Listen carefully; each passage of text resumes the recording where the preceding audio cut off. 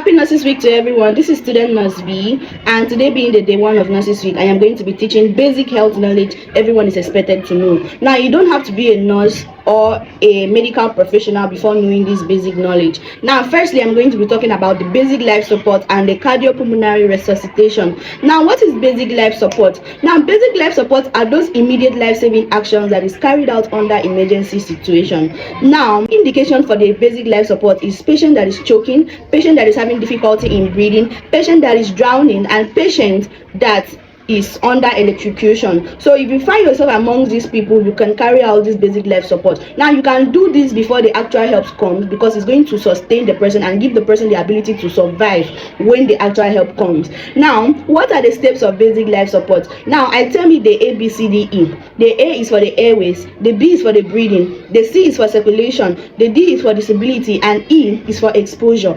Now, the A, which is the airway, that is the first step. Now, what do? You remove the patient from the danger, or the danger from the patient. Now, let's say for instance the person is drowning. You have to remove the person from the water that is drowning, or the person is electrocuted. You remove the patient from the electrical unit, you remove the patient from there. So that's the first thing you need to do. Now, the second thing you need to do is to check for responsiveness. Now, so how do you check for responsiveness? You gently tap the person. Hello, can you hear me? You tap if the person is going to respond to you. Now the person is not responding to you. So what do you do at this point? You are going to clear the airways. Now we are going to open the airways. So how do you open the patient airways? You will lift the head and you tilt the chin. They call it head lift and chin tilt. So once you do that, the airways is automatically open.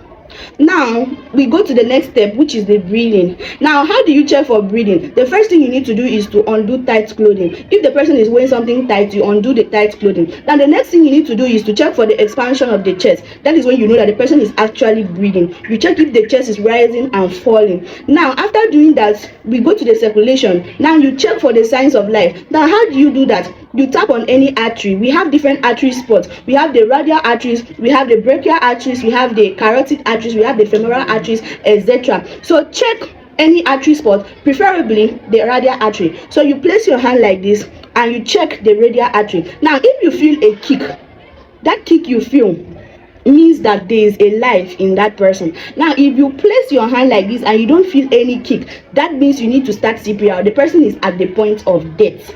Now, after doing that, we talk about the D, which is the disability. You check the neurological status, assess the neurological status, assess the way the person is responding to the pain, the way the person is behaving. Now, the last one is the exposure. Now, expose your patient as possible. If the condition is something that the patient needs air, the patient needs ventilation, please expose the patient. If it's a condition where the patient does not need much exposure, please, you cover the patient up. Now, let's talk about CPR. Now, you start CPR once you feel that there is no pulse and breathing.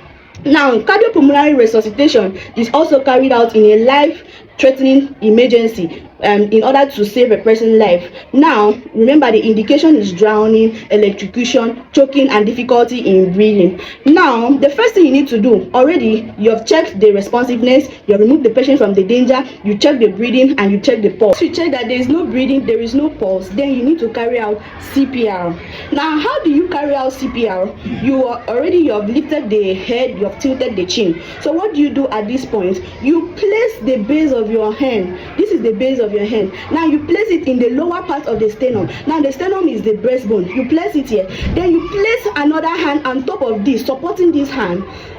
You see what I'm doing? You do it like this. You place this one on top. Now, with all amount of energy, we are going to press. Now take note, do not press like this. You make sure that the chest recoils. Check for the recoiling before you press. So recoiling means the chest expands. So if you do 1, the chest expands. 2, the chest expands. Don't do 1, 2, 3. It is wrong. Okay? So now, once you do that, you give the patient 30 compression. Now the ratio is 30 compression to 2 rescue breaths. So once you give 30 compression, that's 1, 2, 3. So once you give 30 compression, the rescue breath, you are going to, for safety's sake, you can place a thin sheet in the patient's mouth. Then you close the patient mouth with your mouth. Then once you do that, you inhale a lot of air first. Then you exhale using your mouth into that patient. Now you do that for 1 second. 2 rescue bed, 1 second each. You do the first one, you do the second one. Then once you do that, you continue with the chest compression. Now you do it repeatedly until you feel that the pulse is coming back, or you feel that the patient is already breathing, is starting to breathe, or until help comes. That is maybe the ambulance or the right people comes to take the patient to the hospital.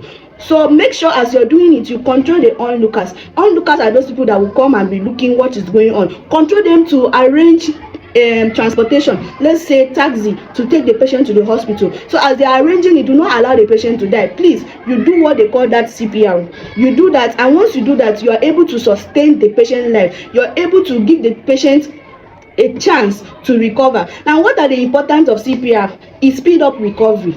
Yes, it speed up recovery. It reduces brain death, because if there is no oxygen going to the brain, the patient can have brain death, which is irreversible. So it reduces brain death, and it also saves lives. So I hope I've been able to teach everyone here about the basic life support and the cardiopulmonary resuscitation. So if you find yourself with anybody in those situations, if you find yourself with those people that is having issue, let's say your friend, your brother, your relative, anybody that is under those situations, please carry out basic life support. Please carry out CPR. Before carrying your phone, don't carry your phone to video. Do not carry your phone to video. You will see someone struggling with their life because they were drowning or because they were electrocuted or so. Do not carry your phone to video that person. You can save a person's life. You don't have to be a nurse. You don't have to be a doctor before saving a person's life. So do not carry your phone to video. Remember what I have taught, the basic life support and the cardiopulmonary resuscitation. Please do that, and before the help comes, you will see that patient, instead of the patient dying, the patient will be able to recover. So thank you very much, and do well to subscribe to my YouTube channel.